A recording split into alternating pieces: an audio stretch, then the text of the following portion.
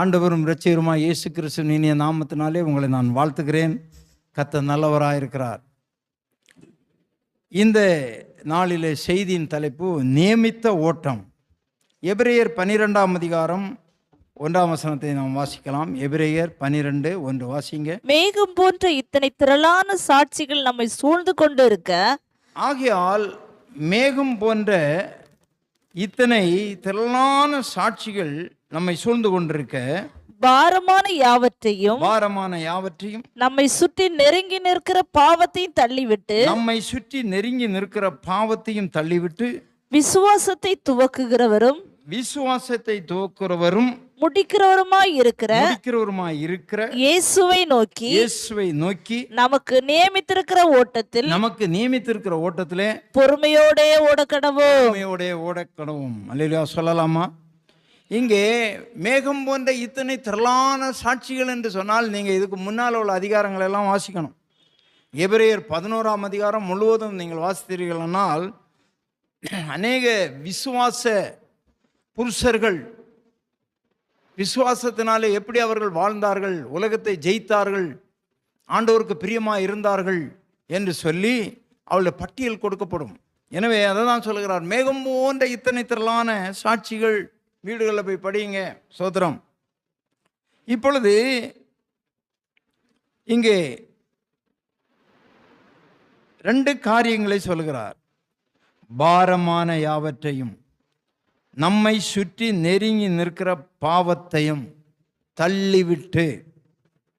தள்ளிவிட்டு விசுவாசத்தை துவக்கிறவரும் முடிக்கிறவருமாயிருக்கிற இயேசுவை நோக்கி நமக்கு நியமித்திருக்கிற ஓட்டத்தில் பொறுமையோடு ஓடக்கடும். முதலாவது, பிரியமான தேவனுடைய பிள்ளைகளே, இந்த உலகத்திலே நாம் முன்னேறி செல்லக்கூடாதபடி இருக்கிற தடைகள் என்ன தெரியுமா? ஒன்று பாரம், இன்னொன்று பாவம். இந்த பாரம் ஒரு மனிதனுடைய இருதயத்தை முதலாவது தொடுகிறது.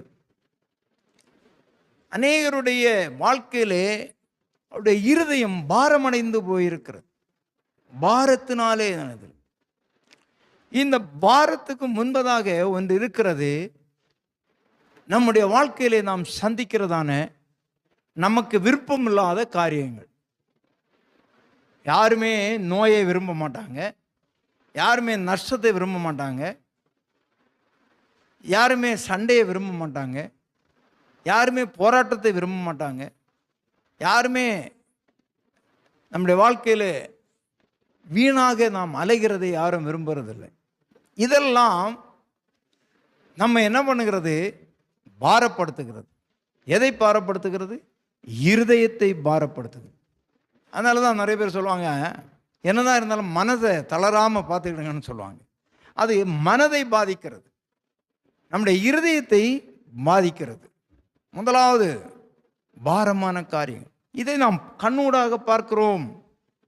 எதை பார்க்கிறோம்? நமக்கு வருகிற போராட்டங்கள், நமக்கு வருகிற நிந்தனைகள், நமக்கு வருகிற நஷ்டங்கள், நமக்கு வருகிற ஆபத்துகள், நமக்கு வருகிற தீமைகளை நாம் கண்ணாலே பார்க்கிறோம். பார்க்கும்போது நம்முடைய இருதயம் பாரமடைகிறது.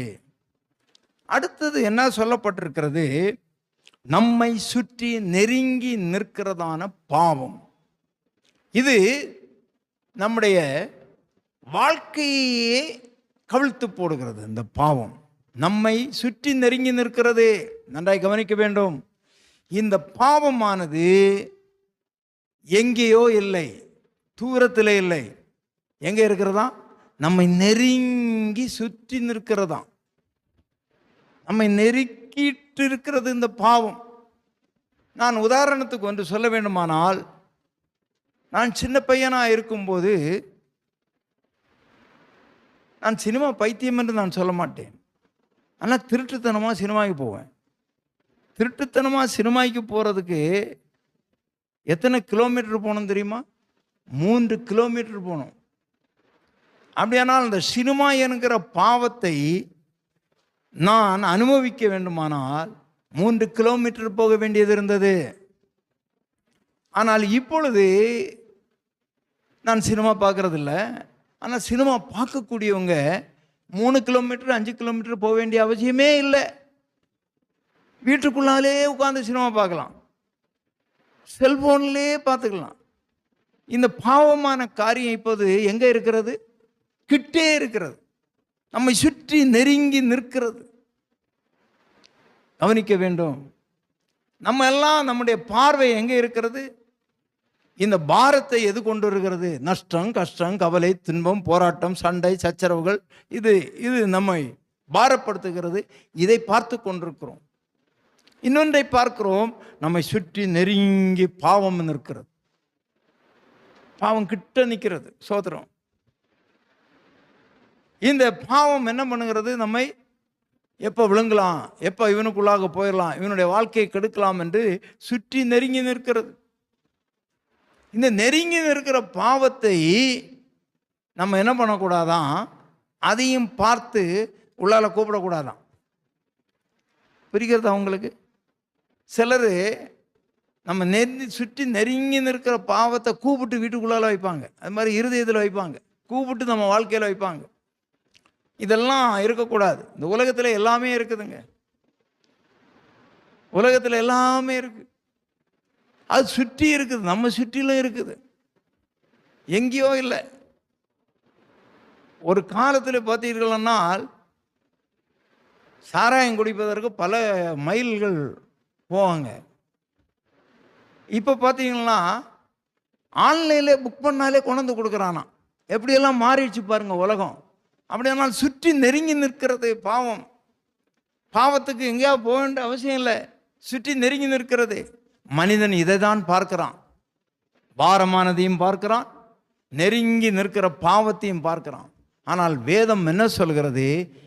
இந்த பாவத்தையும் பாரத்தையும் தள்ளி விட்டுறணும், கிட்டே சேர்க்கக்கூடாதான், கிட்டே சேர்க்கக்கூடாது. நன்றாய் கவனித்துக் கொள்ளுங்க.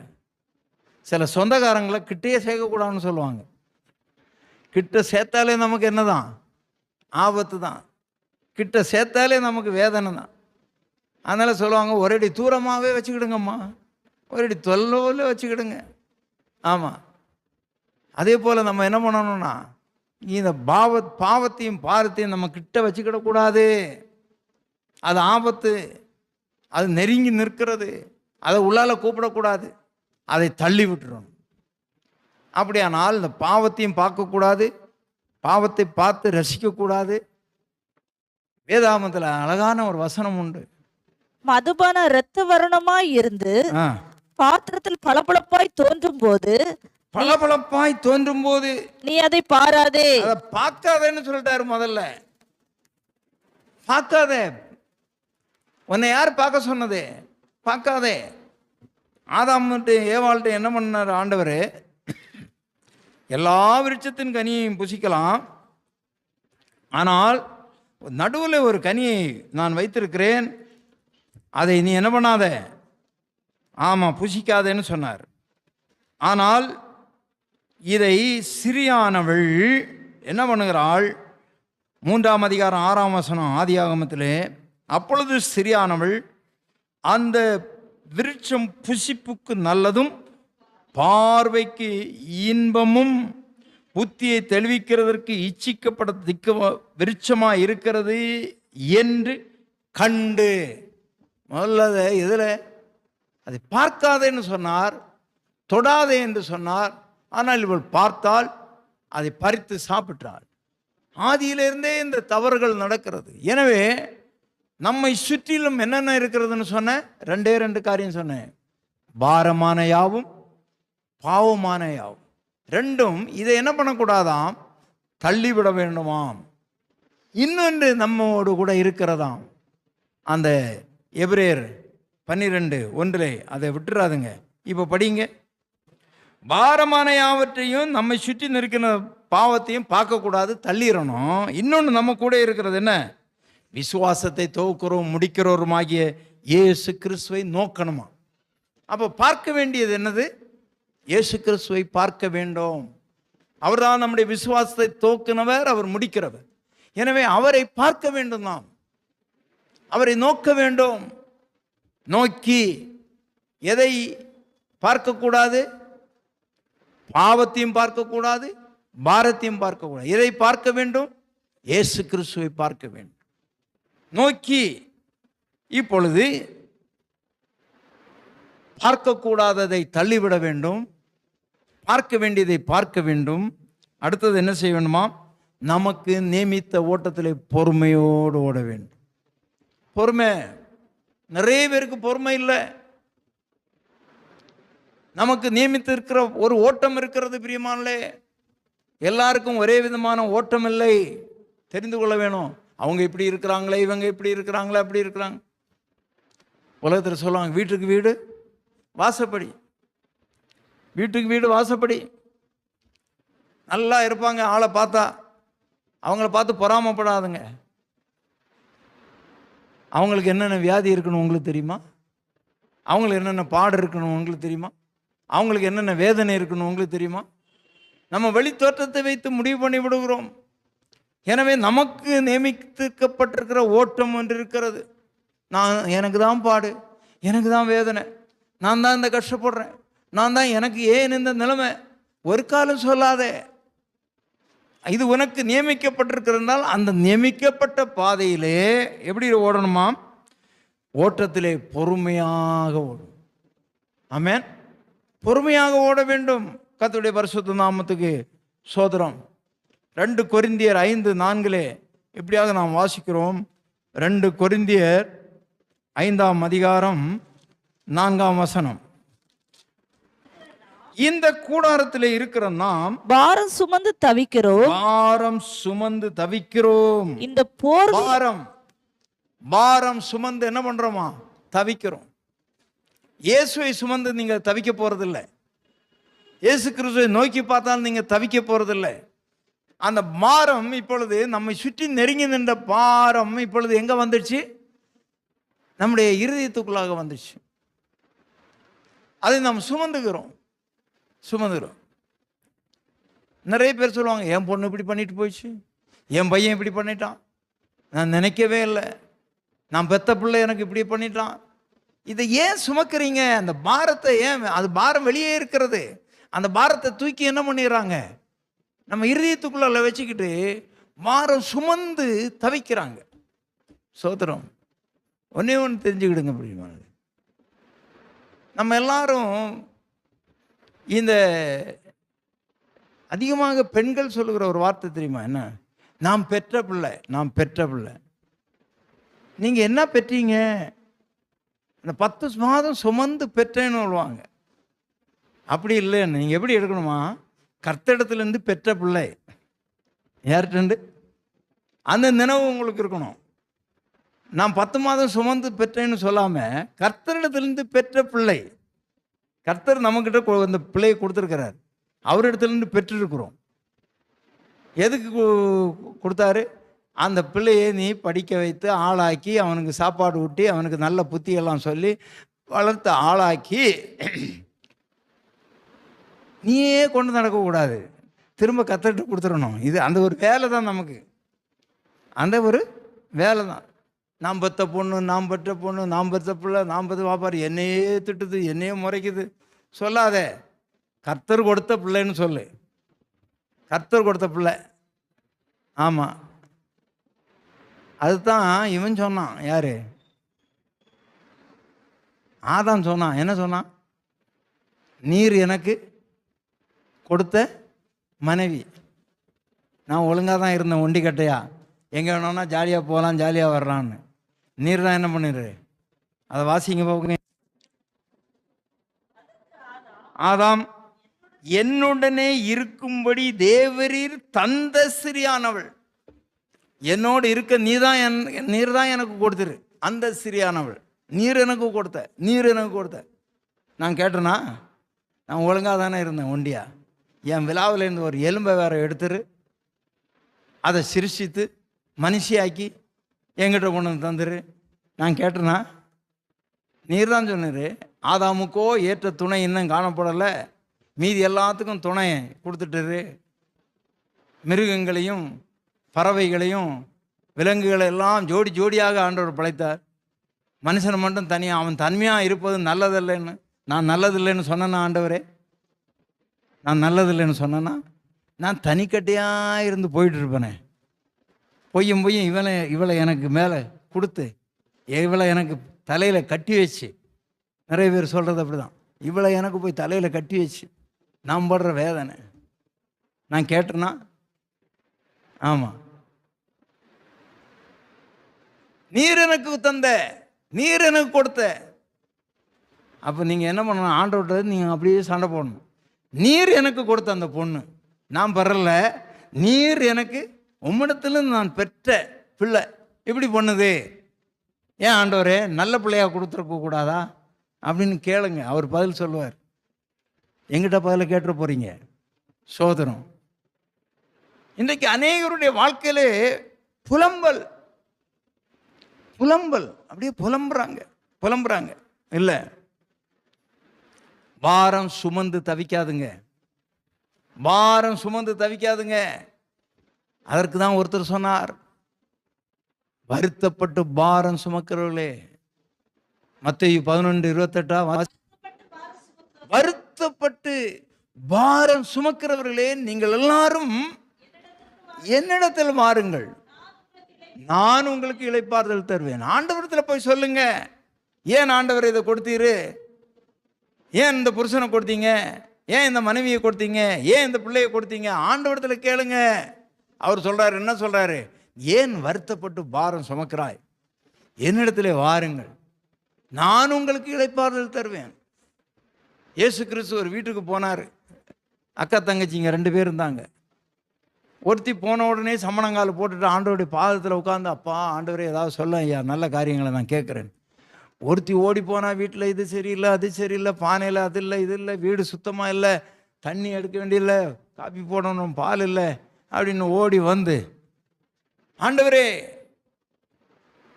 என் சகோதரி நான் பற்பல வேலைகளை செய்து கஷ்டப்பட்டுட்டு இருக்கிறேன், என் சகோதரி எனக்கு உதவி செய்யாம அப்படி இருக்கிறாளே, உமக்கு கவலை இல்லையா, 2 திட்டக்கூடாதா அப்படின்னு சொல்கிற மாதிரி அந்த அம்மாவிட்ட அவர் என்ன சொன்னார், மார்த்தாளே மார்த்தாளே, நீ அநேக காரியங்களை குறித்து கவலைப்பட்டு கலங்குகிறாய், நீ அநேக காரியங்களை குறித்து பற்பல காரியங்களை குறித்து கவலைப்பட்டு கலங்குகிறாய், தேவையானது ஒன்று. மரியாள் தன்னை விட்டு எடுபடாத நல்ல பங்கை தெரிந்து கொண்டாள். அந்த நல்ல பங்கு என்ன, அவருடைய பாதத்தில் காத்திருக்கிறது. பிரியமாலே, வீட்டில் பிரச்சனை இருக்கிறது, பாரம் வருகிறது, கவலை வருகிறது, பாவம் நெருக்கி நிற்கிறது, இதெல்லாம் உங்களை அண்டாமல் இருக்கிறதற்கு நீங்கள் ஆண்டுடைய பாதத்தை பிடித்து கொள்ளுங்க, ஆண்டுடைய பாதத்திலே காத்திருங்க. அதுக்கு அர்த்தம் என்ன, ஜெபத்தில் உட்காருங்க. கர்த்தாவே நீர் என்ன சொல்ல போகிறீர், உமக்கு ஸ்தோத்திரம்னு சொல்லுங்க. மோசமான பிள்ளையை கொடுத்துருப்பாரு, மோசமான கணவனை கொடுத்துருப்பாரு, மோசமான மனைவியை கொடுத்துருப்பாரு. எல்லாம் யார் தான் கொடுத்தது, ஆண்டவர் தான் கொடுத்துருப்பாரு. சிலர் தேடி போய் பிடிச்சிக்கிட்டு வருவாங்க, மீதியெல்லாம் ஆண்டவரே கொடுப்பாரு. அப்போ அவர்கிட்ட தான் குறை சொல்லணும். மாமியார் வீட்டில் குறை சொல்லக்கூடாது, தாய் தப்பனை குறை சொல்லக்கூடாது. ஆண்டவரே நீர் கொடுத்த இந்த பிள்ளை, நீர் கொடுத்த என் மகன், நீர் கொடுத்த என் மகள் என்று ஆண்டவருடைய பாதத்தில் உட்கார்ந்து ஜெபம் பண்ணணும். அப்போ ஆண்டவர் உங்களுக்கு சொல்லி தருவார் காரியங்களை. நீ இப்படி இரு, இப்படி இரு அப்படின்னு. கொஞ்சம் வாயை கொஞ்சம் நீ அடக்கு, பிள்ளைங்கெல்லாம் கொஞ்சம் அப்படி தான் இருக்கும், நீ கொஞ்சம் பொறுமையாக இரு, அந்த பிள்ளைங்களுக்கு புத்தி சொல்லு, அன்பு பாராட்டு, இதை நம்ம கேட்கணும். நிறைய பேர் ஆண்டவர் சொல்கிறத கேட்கவே மாட்டாங்க.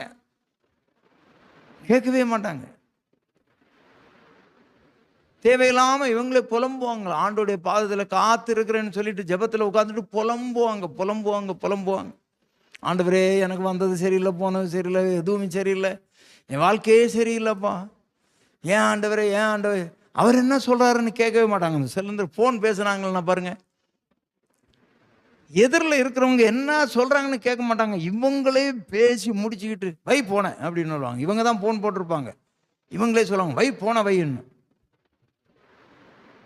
முதல்ல அவங்க என்ன சொல்கிறாங்க அதை கவனமாக கேட்கணும். ஆமாம், ஆண்டவர் என்ன சொல்றாருன்னு எத்தனை பேர் கேட்டிருக்கிறீங்க?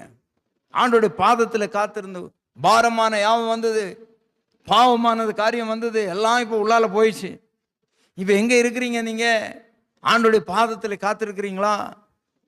அப்போ சொல்வார், ஏன் அதை நீ உள்ளாலே வரவிட்டாய்? அந்த பாரமானதை ஏன் நீ தூக்கி வைத்திருக்கிறாய்? வருத்தப்பட்டு ஏன் பாரம் சுமந்து தவிக்கிறாய்?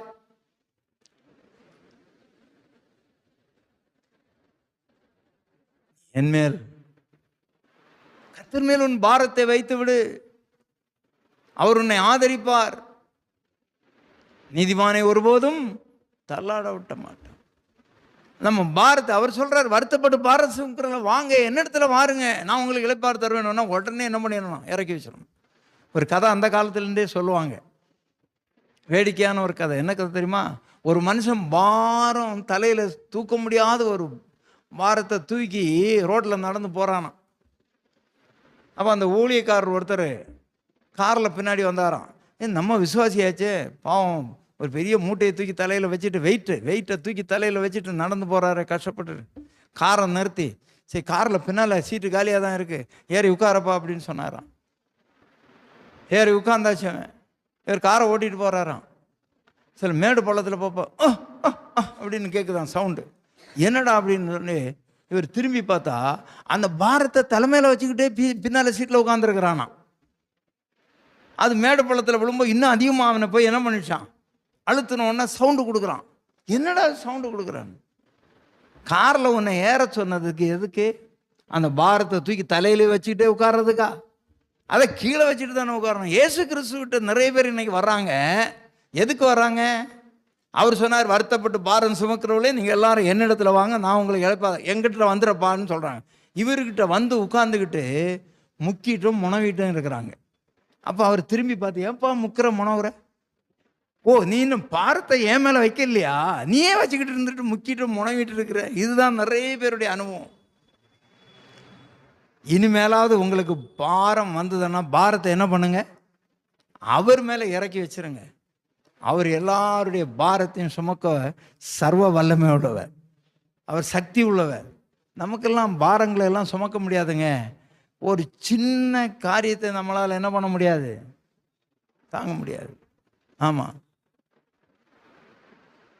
ஒரு பெண்ணு, வாலிப பெண்ணு தற்கொலை பண்ணியிருக்கு. என்னன்னா, அவங்க அப்பாவை யாரோ கொன்னுட்டாங்களாம். அந்த கேஸு சரியாக எடுத்து கோர்ட்டு நடத்தலையாம், அதை சரியாக விசாரிக்கலையாம், பண்ணலையாம். கோர்ட்டா போலீஸ் ஸ்டேஷனான்னு நினைக்கிறேன். அந்த பொண்ணு தற்கொலை பண்ணிடுச்சு. போயா, எனக்கு ஒரு நீதி கிடைக்கலையே அப்படின்னு. பார்த்தீங்களா? இன்றைக்கு அநேகர் அவசரப்படுறாங்க. நான் கர்த்தரிடத்தில் வந்தேன், எனக்கு இன்னும் விடுதலை கிடைக்கலையே. ஏன்? கர்த்தரிடத்தில் வந்த பிறகு கர்த்தர் மேலே பாரத்தை வச்சு விடு. கவனமாக இருக்க வேண்டும் பிரியமானவர்களே, கவனமாக இருக்க வேண்டும். சோதரம், இந்த பாரம் என்று சொல்லுகிறது கவலை. அந்த பாரம் என்ன ஆயிரும்? அழுத்தி கவலையை கொடுத்துரும். கவலைப்பட்டு மனுஷன் என்ன ஆயிடுவாங்க? ஒடுங்கி போயிடறாங்க. வேண்டாம், கர்த்தர் மேலே அந்த, ஆமாம். அதனால தான் பிலிப்பியர் 4:6 சொன்னார், நீங்கள் ஒன்றுக்கும் கவலைப்படாமல் எல்லாவற்றையும் குறித்து சோத்திரத்தோடு கூடிய ஜெபத்தினால் வேண்டுதலினால் தேவனுக்கு தெரியப்படுத்துங்கள். அப்பொழுது எல்லா புத்திக்கும் மேலான தேவ சமாதானம் உங்கள் இருதயங்களையும் உங்கள் ஆத்மாவையும் என்ன பண்ணுமா? காத்துக்கொள்ளும். தேவ சமாதானம் உன் இருதயத்தை ஆண்டு கொள்ளும், அது உன்னை காக்கும். எனவே நீயே கவலையை தூக்கி சுமந்துட்டு இருக்காது. கர்த்தர் மேல் அவருடைய கவலைங்களை வச்சிருங்க. இன்னுமாய் 1 பேதுரு 5:7, அவர் உங்களை விசாரிக்கிறாரானபடியால் உங்கள் கவலைகளை எல்லாம் அவர் மேல் வைத்து விடுங்கள். இருக்கா? வாசிங்க. அவர் உங்களை விசாரிக்கிறவரானபடியால் உங்கள் கவலைகளை அல்லேலூயா சொல்லலாமா? அன்பு தெய்வ பிள்ளைகளே, அவர் மேல வச்சுடுங்க. பவுலுக்கு ஒரு பாரமான ஒரு காரியம் வந்தது, கவலைப்படுத்தக்கூடிய ஒரு காரியம் வந்தது. அவர் என்ன பண்ணார் தெரியுமா? அதான் இதெல்லாம் நமக்கு ஆண்டவர் திருஷ்டாந்தங்களாக எழுதி வைத்திருக்கிறார். அதனால தான் அங்கே எபிரேயரில் பார்த்தோம், எவ்வளோ திரளான சாட்சிகள் நம்மை சூழ்ந்து கொண்டிருக்கிறது. பவுலுடைய சாட்சியை சொல்லுகிறேன். அப்போஸ்தலர் 21 வாசிங்க. அதற்கு பவுல், அழுது என் இருதயத்தை ஏன் உடைந்து போக நீங்கள் பண்ணுகிறீர்கள்? என் இருதயத்தை ஏன் உடைந்து போக பண்ணுகிறீர்கள்? எருசலேமில் நான் கர்த்தராகிய இயேசுவின் நாமத்திற்காக கட்டப்படுவதற்கு மாத்திரமல்ல மரிப்பதற்கும் ஆயத்தமாய் இருக்கிறேன் என்றார். நல்லா கவனிக்க வேண்டும் பிரியமானவர்களே. அங்கே இப்பொழுது அவர் செசரியா பட்டணத்தில் இருக்கிறார். இப்போது அவர் எருசலேமுக்கு போக வேண்டும் என்று சொல்லி அவருக்கு ஒரு ஏவுதல் வருகிறது. இப்போ கூட இருக்கிறவங்கள்ட்ட சொல்றாரு, நான் என்ன பண்றேன், நான் எருசலேமுக்கு போறேன்பான்னு. உடனே அவனோடு கூட இந்த ஜனங்கள் வந்து சொல்றாங்க, பவுலனுடைய அந்த கச்சையை எடுத்து, பவுல் ஒரு கச்சை அவர் தோளில் போட்டிருக்கிறாரு, அதை இடுப்பில் சில நேரங்களில் கட்டிக்குவார். அதை இவர்கள் எடுத்து என்ன பண்ணுறாங்க, அவனுடைய கையையும் காலையும் சேர்த்து கட்டுறாங்க. என்ன சொல்கிறாங்க பாருங்க, 11 அவன் எங்களிடத்தில் வந்து பவுலனுடைய கச்சையை எடுத்து தன் கைகளையும் கால்களையும் கட்டிக்கொண்டு, இந்த கச்சையை உடையவனை எருசலேமில் உள்ள யூதர் இவ்விதமாய் கட்டி புறஜாதியார் கையில் ஒப்பு கொடுப்பார்கள் என்று பரிசுத்த ஆவியானவர் எங்களோடு சொல்றாருன்னு சொல்லிட்டு அங்கேருந்து ஒருத்தர் வந்து சொல்றாங்க. எப்பா பவுலே, நீ அங்கே போகாத, அங்கே போகிறவங்களை எப்படி கட்டுறாங்கன்னு பவுலுக்கு கச்சையை எடுத்து சுற்றி கட்டுறாங்க, கையங்காலம் இப்படி கட்டி. ஆமாம், தேச தலைவர்கள் ஒப்பு கொடுத்துருவாங்க. என்ன அழுறாங்க, ஐயோ போகாதுங்க ஐயா, நீங்கள் எருசலேமுக்கு போக வேண்டாம் அப்படின்னு அழுறாங்க. பரிசுத்த ஆவியானவர் சொல்கிறாருன்னு சொல்கிறாங்க. அதுக்கு பவுல் என்ன சொல்லுகிறார், அதுக்கு தான் அவர் பதில் சொல்கிறார். அதற்கு பவுல், நீங்கள் அழுது என் இருதயத்தை ஏன் உடைத்து போக பண்ணுகிறீர்கள்? எருசலேமிலே நான் கர்த்தராகிய இயேசு கிறிஸ்துவின் நாமத்திற்காக கட்டப்படுவதற்கு மாத்திரமல்ல மரிப்பதற்கும் ஆயத்தமாக இருக்கிறேன். பார்த்தீங்களா? நான் மரிக்கிறதுக்கும் ஆயத்தமாக இருக்கிறேன் ஆண்டவருக்காக. இந்த கட்டுகளுக்கெல்லாம் நான் பயப்பட மாட்டேன். எனவே அன்பு தெய்வ பிள்ளைகளே, நம்மை ஒன்றும் சேதப்படுத்தாது, ஒன்றும் சேதப்படாது. நம்மவாவே இல்லாத பாரங்களை எல்லாம் தூக்கி மனதில் வைத்து கொண்டிருக்கிறோம். வேண்டாம், தூக்கி போடுங்க. ஆண்டவர் தான் சொல்கிறாரு, நான் இருக்கிறேன், என் மேலே போடு, அவர் மேலே போட்டுருங்க, நீங்களே சுமந்துட்டு இருக்காதுங்க. சோதரம் பாரத்தையும் தள்ளிவிட வேண்டும், பாவத்தையும் தள்ளிவிட வேண்டும். யோசேப்பை குறித்து ஆதியாகமம் 39 7 சொல்லப்பட்டிருக்கும். பாவம் அவனை சுற்றி நெருங்கி நிற்கிறது. 39 வாசிங்க. சில நாள் சென்ற பின் அவனுடைய எஜமானின் மனைவி போர்த்திபாரினுடைய மனைவி யோசேப்பின் மேல் கண் போட்டு என்னோட சயனி என்றால், வந்து தவறு பண்ணையா, என்னோடு வந்து உறவுகள் என்று கூப்பிடுகிறாள். அவனோ தன் எஜமானுடைய மனைவியின் சொல்லுக்கு இணங்காமல் அவளை நோக்கி, இதோ வீட்டிலே என்னிடத்தில் இருக்கிறவைகளில் யாதொன்றை குறித்தும் என் ஆண்டவன் விசாரியாமல் எதொன்றை குறித்தும் நீ அனுபவிக்க வேண்டாம்னு என் எஜமான் ஒதுக்கி வைக்கவில்லை, உன்னை தவிர தமக்கு உண்டான எல்லாவற்றையும் என் கையில் ஒப்பித்திருக்கிறார். இந்த வீட்டிலே என்னில் பெரியவன் இல்லை. நீ அவருடைய மனைவியா இருந்தபடினாலே உன்னை தவிர வேறொன்றே அவர் எனக்கு விலக்கி வைக்கவில்லை, நான் அனுபவிக்க கூடாது என்று சொல்லி ஒதுக்கி வைக்கவில்லை. இப்படி இருக்க நான் இத்தனை பெரிய பொல்லாங்குக்கு உடன்பட்டு தேவனுக்கு விரோதமாய் பாவம் செய்வது எப்படி அப்படின்னு இவள் நித்தமும் அவன் அப்படின்னு. ஒரு நாள் அவன் தனியா இருக்கும்போது அவனை வஸ்திரத்தை பிடித்து இழுக்கிறாள், வா என்னோட தவறு செய்ய வா என்று. அவன் என்ன பண்ணான், அந்த வஸ்திரத்தை அவ கையிலே விட்டுட்டு ஓடி போயிட்டான். நீ வஸ்திரத்தை வேணும்னா வச்சுக்கான்னு ஓடி போயிட்டான். ஓடுறத பார்த்து குரல் விடுறா, இவன் நம்முடைய தவறுக்கு உடன்பட்டு வரல, ஒன்றும் ஐயோ ஐயோ ஐயோ ஐயோன்னு கத்துறா. எல்லாம் வராங்க, என்ன இந்த பையன் இருக்கிறானே, புருஷங்கிட்ட சொல்றா, அந்த பையன் இருக்கிறானே, அவன் என்னோட தப்பு பண்ண வந்துட்டான் அப்படின்னு. எவ்வளோ பெரிய பொய். அவனை பிடிச்சு ஜெயிலில் போட்டாங்க. பிரியமானவர்களே, நம்மை சுற்றி நெருங்கி நிற்கிற பாவத்தை தள்ளி விட்டு ஓடணுமா? நமக்கு நியமித்திருக்க ஓட்டத்தில் அவன் சொல்றான், தேவனுக்கு விரோதமாக தேவனுக்கு விரோதமாக நான் எப்படி பாவம் செய்வது? முடியாது.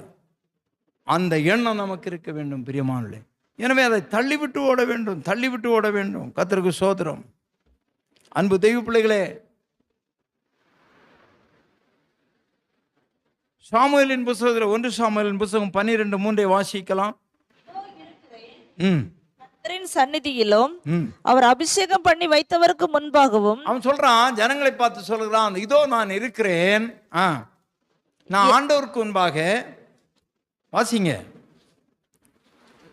அவர் அபிஷேகம் பண்ணி வைத்தவருக்கு முன்பாகவும் என்னை குறித்து சாட்சி சொல்லுங்கள். என்னை குறித்து நீங்கள் சாட்சி சொல்லுங்க. நான் யாருடைய எருதை எடுத்துக்கொண்டேன்? நான் யாருடைய எருதையாவது எடுத்துக்கொண்டேனா? யாருடைய கழுதையை எடுத்துக்கொண்டேன்? யாருடைய கழுதையாவது எடுத்துக்கொண்டேனா? யாருக்கு அநியாயம் செய்தேன்? யாருக்காவது அநியாயம் செய்தேன்? யாருக்கு இடுக்கண் செய்தேன்? யாருக்காவது இடுக்கண் செய்தேனா? யார் கையில் பரிதானம் வாங்கி கொண்டு லஞ்சம் வாங்கினா? கண் சாடையா இருந்தேன். லஞ்சம் வாங்கிட்டு தீர்ப்பு செய்யும் போது அவன் ஜட்ஜி அவன் சொல்லுகிறான், நான் நியாயாதிபதி என்றால் ஜட்ஜி, நான் யார்கிட்டண்டாவது பணம் வாங்கி கொண்டு கஞ்சாடையாக கண்டம் காணாமல் இருந்தேனா? சொல்லுங்க, வாசிங்க. அப்படி உண்டானால் அதை உங்களுக்கு திரும்ப கொடுப்பேன் என்றான். நான் சொல்லுங்க, நான் திரும்பி தரேன். சுத்தவான், அவனை சுற்றிலும் நெருங்கி பாவம் நின்றது. அவன் கை சுத்தவான், வாழ்க்கை சுத்தவான், இறுதியும் சுத்தவானாய் அந்த சாமுவேல் அவன் காத்து கொண்டான் என்று வேதம் சொல்லுகிறது பிரியமானவர்களே. சங்கீதம் 24:3 வாசிக்கலாம். பர்வதத்தில் ஏறுவார். யார் கர்த்தருடைய பர்வதத்துக்கு போக முடியும்? யார் அவருடைய பரிசுத்த ஸ்தலத்தில் நிலைத்திருப்பார்? யார் ஆண்டவருடைய பரிசுத்த பர்வதத்தில் நிலைநிற்க முடியும்? கைகளில் சுத்தமுள்ளவனும், சுத்த கை, இருதயத்தில் மாசில்லாதவனுமாய் இருந்து, மாசு இருக்க கூடாது, தன் ஆத்துமாவை மாயைக்கு விலைக்கு காத்துக்கொள்ள வேண்டும், ஒப்புக்கொடாமலும் கபடாய் ஆணையிடாமலும் இருக்கிறவனே. கபடாய் ஆணையிடக்கூடாது. ஆமா, அவன்தான் ஆண்டவருடைய பர்வதத்தில் ஏற முடியும், அவன்தான் கர்த்தருடைய சன்னிதானத்தில் நிற்க முடியும். கவனமாக இருக்க வேண்டும் பிரியமானவர்களே. ஸ்தோத்திரம். 1 பேதுரு 2:21 வாசிங்க. இதற்காக நீங்கள் அழைக்கப்பட்டிருக்கிறீர்கள். ஏனெனில் கிறிஸ்து உங்களுக்காக பாடுபட்டு, இயேசு உங்களுக்காக பாடுபட்டு, நீங்கள் தம்முடைய அடிச்சுவடுகளை தொடர்ந்து வரும்படியாக உங்களுக்கு மாதிரியை பின்வைத்து போனார். மாதிரியை பின்வைத்து அவரை நோக்கி பார்க்கணும். அந்த இயேசுவை மாத்திரம் பாருங்க. சொந்தக்காரங்களை பார்க்காங்க, ஊர்ல இருக்கிறவன அவன் இப்படி இருக்கிறான், அவன் அநியாயம் செய்யறான், இவன் அக்கிரமங்கிறான், அந்த ஊழியக்காரன் இப்படி இருக்கிறான், அதை பார்க்காதே. கர்த்தராகிய இயேசு கிறிஸ்துவை பார், அவருடைய அடிச்சோடலை தொடர்ந்து நீ போ. இதைத்தான் பேதுரு சொல்லுகிறார். சோதரம், இந்த இயேசுவை குறித்து சொல்லப்பட்டிருக்கிற 14ஆம் அதிகாரம் 30ஆம் வசனம். யோவான் 14:30. இனி நான் உங்களிடத்திலே அதிகமாய் பேசுகிறதில்லை. நன்றாய் கவனிக்கணும். இயேசு சொன்ன வார்த்தை இது. உலகத்தின் அதிபதி பிசாசு வருகிறான், அவனுக்கு என்னிடத்துல ஒன்றுமே இல்லை. பிசாசின் சரக்கு என்னிடத்துல ஒண்ணுமே இல்லை, அவன் வரட்டும். பிசாசுடைய கிரியை காரியங்கள் எதுவுமே என்கிட்ட இல்லை, நான் ஏன் அவனுக்கு பயப்படணும்? புரிகிறதா உங்களுக்கு? நம்ம இடத்துல பிசாசின் காரியங்கள் சரக்கு இருக்கக்கூடாதே. இயேசு கிறிஸ்து குற்றமற்றவர். 19:6 சொல்லப்பட்டிருக்கிறது. யோவான் 19:6. பிரதான ஆசாரியரும் சேவரும் அவரை கண்டபொழுது சிலுவையில் அறையும் என்று சத்தமிட்டார்கள். அதற்கு பிலாத்து சொல்கிறான், நீங்களே இவனை கொண்டு போய் சிலுவையில் அறையுங்கள், நான் இவனிடத்திலே ஒரு குற்றமும் காணவில்லை. இயேசு குற்றமற்றவர், இயேசு பரிசுத்தமாக இருந்தார். அவருடைய அடிச்சோலை பின்பற்றுகிற நாம் குற்றமற்றவர்களாக இருக்க வேண்டும். மத்தேயு 27:24 சொல்லப்பட்டிருக்கிறது. 27:24. மத்தேயு 27ஆம் அதிகாரம் 24. கலகம் அதிகமாய் போதே அல்லாமல் நான் பிரயத்தனத்தினாலே பிரயோஜனமில்லை என்று பிலாத்து கண்டு தண்ணீரை அள்ளி ஜனங்களுக்கு முன்பாக கைகளை கழுவி, இந்த நீதிமானுடைய இரத்தப்பழிக்கு நான் குற்றமற்றவன், நீங்களே பார்த்து கொள்ளுங்கள். அந்த நீதிமான் ஒரு உலக ஆளுநர் சொல்லுகிறார், பிலாத்து சொல்லுகிறார், இவர் நீதிமான், குற்றமற்றவர். பார்த்தீர்களா? இன்றைக்கு நம்மை ஆண்டு சொல்ல முடியுமா? எனவே கவனமாயிருப்போம் பிரியமானே. அவர் நீதிமான். ஏசாயா 53:6-7 வாசியுங்கள். ஏசாயா 53:6-7. வழி தப்பி நாம் தெரிந்தோம், தன் வழியிலே போனோம். கர்த்தரோ நம்முடைய அக்கிரமத்தை அவர் மேல விழ பண்ணாராம். நெருக்கப்பட்டிருந்தார், ஒடுக்கப்பட்டிருந்தார், வாயை திறக்கவே இல்லை. அடிக்கப்படுகிற கொண்டு போகிற ஒரு ஆட்டை போல சத்தமிடாது இருந்தாராம். பிரியமானவர்களே, உங்களுக்கு துன்பம் வரும், இக்கட்டு வரும், சொல்லாதை சொன்னீர்கள் என்று சொல்வார்கள், பேசாம இருங்க, அவங்களோட போராடாதுங்க. இயேசு கிறிஸ்து அடிக்கப்படும்படியாக கொண்டு போகப்படுகிற ஒரு ஆட்டை போல, மயிர் கத்திரிக்கிறவனுக்கு முன்பாக சத்தமிடாமல் இருக்கிற ஒரு ஆட்டை போல அவர் மௌனமாக இருந்தார். அல்லேலூயா சொல்லலாமா? பிரியமான தேவனுடைய பிள்ளையை, இதற்காக தான் நாம் அழைக்கப்பட்டிருக்கிறோம். சகிக்க வேண்டும், பொறுக்க வேண்டும், பொறுமையாக இருக்க வேண்டும், நமக்கு வருகிற உபத்திரவங்களை பொறுத்து கொள்ள வேண்டும். ஆண்டவர் நம்மை கைவிடவே மாட்டார். ஒரு நாள் நாம் பரலோகத்துக்கு போவதற்காக ஆண்டவர் நம்மை தெரிந்து கொண்டிருக்கிறார். இந்த உலக மக்கள் அல்ல. உலக மக்கள் ஒருத்தர் சண்டை போடுவாங்க, ஒருத்தர் வாக்குவாதம் பண்ணுவாங்க, ஒருத்தர் ரோட்டில் நின்றுட்டு அடிப்பாங்க. நமக்கு அதற்காக அழைக்கப்பட்டவர்கள் அல்ல, அதற்காக அழைக்கப்பட்டவர்கள் அல்ல. அவனுடைய கிரியைக்கு தக்கதாக பலன் இயேசு வருகிறார், கொண்டு வருகிறார். அநியாயம் செய்கிறோம், அதுக்கேற்ற பலனை பெறுவான். அசுத்தமாயிரும், அதற்கேற்ற பலனை பெறுவான். நீதி செய்கிறவனுக்கு அதுக்கேற்ற பலன் உண்டு. நாம் இந்த உலகத்துக்குரியவர்கள் அல்ல, நாம் பரலோகத்துக்குரியவர்கள். எனவே பிரியமானே, பாரமான யாவும், நம்மை சுற்றி இருக்கிற பாவம் நம்மை நரகத்துக்கு கொண்டு போகாதபடி நமக்கு நியமித்திருக்கிற ஓட்டத்தில் பொறுமையோடு ஓடி அந்த பந்தய பொருளை நாம் பெற்றுக்கொள்ள வேண்டும். ஜெபிக்கலாமா? எங்களை அதிகமாக நேசிக்கிற நல்ல தகப்பனே, எமக்கு ஸ்தோத்திரம். எவ்வளோ பாரங்கள் எங்களை அமிழ்த்த பார்க்கிறது ஆண்டவரே. எவ்வளோ பாவங்கள் எங்களை சுற்றி நெருங்கி நிற்கிறது. நாங்கள் அதை பாராதபடி அதை தள்ளிவிட்டு எங்களுக்காக மரித்து உயிர்த்தெழுந்த இயேசுவை நோக்கி எங்களுக்கு நியமிக்கப்பட்டிருக்கிற ஒரு பாதை இருக்கிறது. அதிலே நாங்கள் பொறுமையாக ஓட கிருபை தாரும். வேதம் சொல்கிறது 1 கொரிந்தியர் 10:13, திராணிக்கு மேல் சோதிக்க நீர் இடம் கொடுக்க மாட்டீர் ஆண்டவரே. சோதனையோடு கூட தப்பித்து செல்லும்படியாக போக்கை உண்டு பண்ணுகிற தெய்வம். எனவே எங்கள் திராணிக்கு மேலாக நீர் ஒருபோது எங்களை சோதிக்க இடம் கொடுக்க மாட்டீர். யோபுடைய திராணிக்கு தக்கதாக சோதிக்க இடம் கொடுத்தீங்க. ஆனால் முடிவு இரட்டத்தனையான ஆசீர்வாதத்தை அவன் பெற்றுக்கொண்டான் ஆண்டவரே. எனவே இந்த உலகத்திலே பாரத்தையும் பாவத்தையும் தள்ளிவிட்டு நாங்கள் இயேசுவை நோக்கி ஓட கிருபை தாரும். வருத்தப்பட்டு பாரம் சுமக்கிற நாங்கள் எங்கள் பாரங்களை உண்மையில் வைக்க கிருபை தாரும். நீர் எங்களை விசாரிக்கிற தெய்வம், எங்களுக்கு துக்கங்களை நீர் சுமந்து விடுதலை கொடுக்கிற தெய்வம் என்பதை நாங்கள் ஒவ்வொரு நிமிடமும் உணர கிருபை தார். எந்தெந்த பிள்ளைகள் பாரத்தோடு இருக்கிறார்களோ, சுமந்து கொண்டிருக்கிறார்களோ, ஐயா என்னாலே தாங்க முடியவில்லை என்று சொல்கிறார்களோ, அவர்களோடு நீர் பேசும் அப்பா. அவர்களுக்கு ஆறுதல் கொடும், சமாதானத்தை கொடும், ஆற்றி தேற்றி வழி நடத்தும் அப்பா.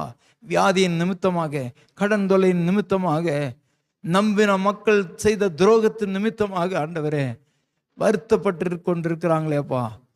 இந்த ஆண்டவரே அப்பா, சத்தத்தை யூடியூப் மூலமாக கேட்கிற பிள்ளைகளுக்காக நாங்கள் செபிக்கிறோம்.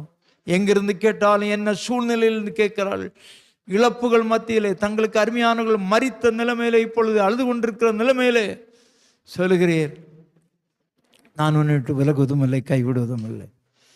உங்களுக்காக ஒரு ஸ்தலத்தை ஆயத்தம் பண்ண போயிருக்கிறேன், நான் உங்களை அங்கே கொண்டு வந்து சேர்ப்பேன். நம்பிக்கையோடு நாங்கள் வாழ கிருபை தாரும். கர்த்தர் மேல் எங்கள் பாரதங்களை வைக்க கிருபை தாரும். பிள்ளைகளை ஆசீர்வதியும், சமாதானத்தோடு காத்துக்கொள்ளும். இயேசுவின் ஜெபிக்கிறோம் பிதாவே, ஆமென்.